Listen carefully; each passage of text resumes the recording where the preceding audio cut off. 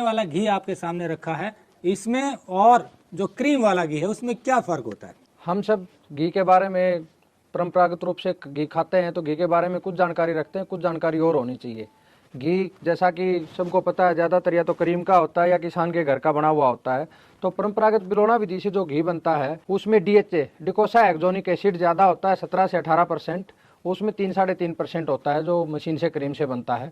इसमें ओमेगा होता है, अनसैचुरेटेड फैटी एसिड वो भी ज़्यादा होते हैं। ये सारे कारक है, ये मिलकर कैंसर को कम करते हैं, इंसुलिन के रेजिस्टेंस को बढ़ाते हैं, वात रोग कम करते हैं। तो ये सारी चीज़ें हैं जो आदमी को हेल्दी रखते हैं। इसलिए हमें क्रीम का घी खाने के बजाय किसान के घर में बना हुआ परंपरागत विधि से बिलोना घी है वो खाना चाहिए। अच्छा, जो क्रीम वाला निकलता है वो कैसे निकलता है और ये इसका थोड़ा सा डिफरेंशिएट? क्रीम वाला उसमें एक तरह से ये कह सकते हैं कि मशीन से तैयार घी होता है। परंपरागत बिलोना विधि घी का सबको पता है कि पूरे दिन किसान जब अपने पशु से दूध निकाल लेता है उसको गर्म करने के लिए, जिसको हम देसी विधि से कहते हारा बोलते हैं, कम आंच के ऊपर रखता है, वो धीरे धीरे गर्म होता है। फिर उसको रात को जामुन लगा के अपने बर्तन में जमा देता है, उसका दही बनता है, फिर उसको मथ के बिलो के तैयार किया जाता है। तो ये एक तरह से जिसको कहते हैं कि हम अमृत कहा गया है हमारे वेदों में भी, तो एक अमृत रूपी घी तैयार होता है इस विधि से।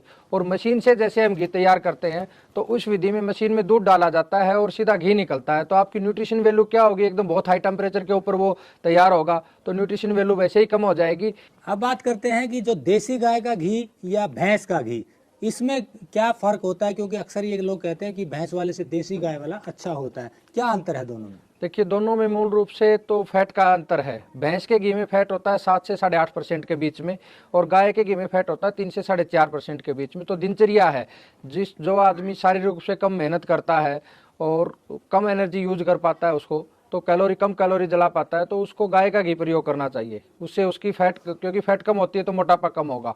और भैंस के घी में फैट ज़्यादा होती है तो शारीरिक रूप से मेहनत करते हैं। जैसे हमारे किसान थे तो किसी को कभी भी मोटापे की समस्या इसलिए नहीं होती थी, पूरे दिन वो खेतों में काम करते थे, खूब घी खाते थे और वो स्वस्थ रहते थे, किसी को कोई बीमारी नहीं होती थी।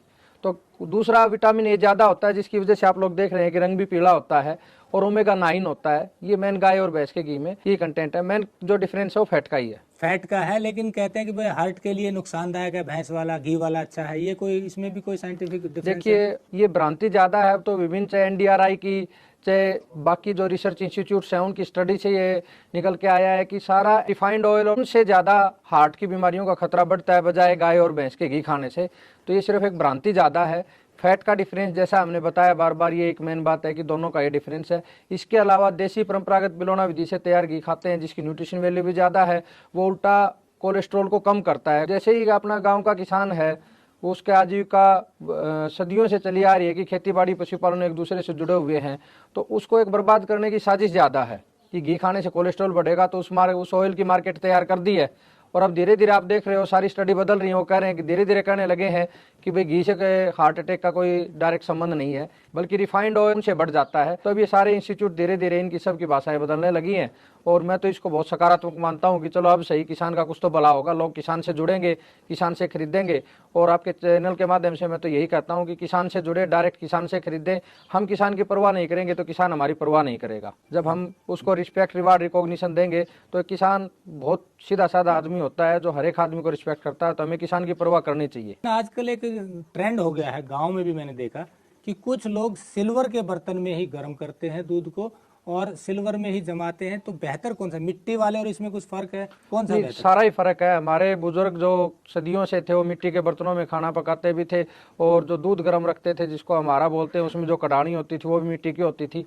तो उसका सारा साइंटिफिक लॉजिक है। अब जो सिल्वर के बर्तन यूज करेंगे हम, तो उन बर्तनों से कार्बन बनता है धीरे धीरे। अगर उसमें गर्म भी करेंगे, क्योंकि वो गर्म तो होगा पूरे दिन रख के, तो जो कार्बन बनता है वो नुकसानदायक होता है सेहत के लिए। उल्टा मिट्टी के बर्तन होते हैं, उससे मिट्टी के विभिन्न जो कारक होते हैं और जो लाभदायक चीजें होती हैं वो ऐड होती हैं। अब हम उसी तरफ लौट रहे हैं, ये बड़ी अच्छी बात है। और हमने अपने लगभग सभी किसानों को सहमत कर लिया है कि वो मिट्टी की कटोनी यूज करते हैं। सिल्वर के बर्तन तो कोई भी यूज नहीं करता, कुछ एक स्टील के करते हैं, लेकिन हमारे 95% किसान और मिट्टी के बर्तनों के ऊपर आ गए हैं। ये गुजारिश आप लोगों से भी कि मिट्टी के बर्तनों में तैयार किए हुए परंपरागत बिलोना विधि के घी का ही सेवन करें। तो जैसा प्रदीप चौहान ने बताया कि घी दोनों ही अच्छे हैं, गाय का भी और भैंस का भी। ये आप पर निर्भर करता है कि आपकी दिनचर्या कैसी है, उसी आधार पर आप चुनाव कर सकते हैं। देसी गाय का है, भैंस का घी। हाँ, ये जरूर है कि क्रीम वाले से बिलोना घी ज्यादा बेहतर है। और आपको एक और बात बता दें, अगर आप ये घी लेना चाहते हैं तो आप इनसे सीधा संपर्क कर सकते हैं। और एक और प्लेटफॉर्म है शुद्धफार्म.com, जो हमने किसानों को और आपको सीधा जोड़ने के लिए शुरू किया गया है। वहां से भी आप ये चीजें ले सकते हैं ताकि किसानों की